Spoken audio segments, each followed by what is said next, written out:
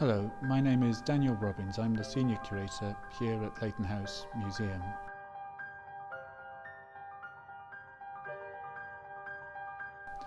And I wanted to introduce today a painting that we're hoping to buy for the permanent collections at Leighton House and tell you a little bit about it, why we're so enthusiastic about acquiring it and what it would mean to add it to the collections. He wasn't making these paintings necessarily with the idea of using them for a painting he was working on in the studio, although certainly he did do that. The prime motivation seems to have been for his own enjoyment, his own relaxation. They were seldom exhibited, and most of them found their way to hang on the walls of his studio where I am now, and he could then refer to them. Sometimes years after he'd made a particular study, he would turn to it for inspiration or for the detail of an effect of light or of colour. The painting is by Frederick Leighton. We don't know exactly when he painted it, but it was painted in Sicily.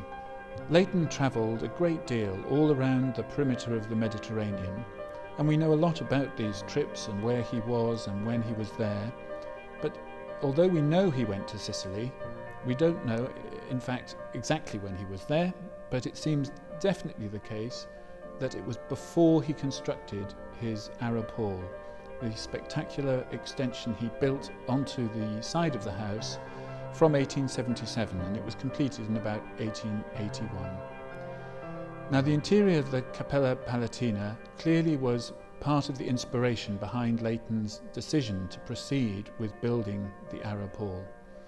And what's significant about this picture is that it's much more precise in its rendering of the interior of the Cappella Palatina than many of his architectural studies. Often these would feature a building set into a landscape and might concentrate on the atmospheric effects of light and of colour on the forms of the architecture.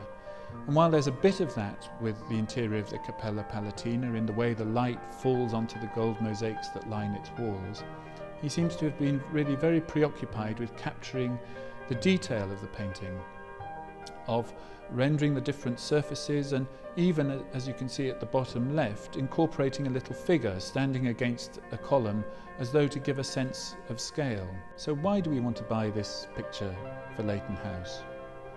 Well, in itself, there are very few studies of architecture by Leighton that are like this picture.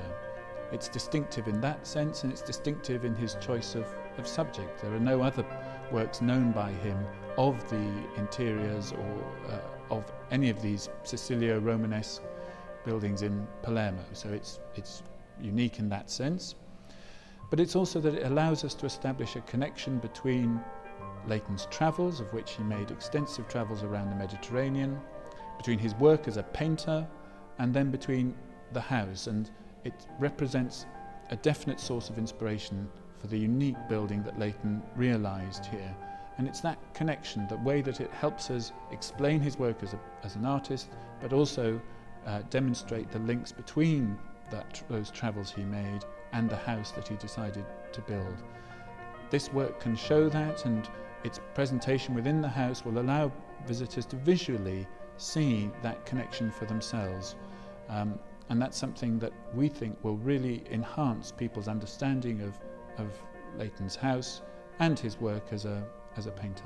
So if you'd like to help us bring this picture back to join the permanent collections here at Leighton House, here's what you could do to help.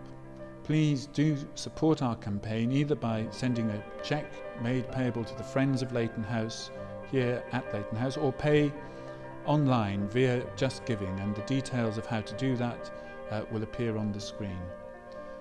Leighton House doesn't have much money for acquiring works of art, and when they come along, something like this is so important to try and extend our collections and make a visit to Leighton House that much more enriching and interesting for our visitors.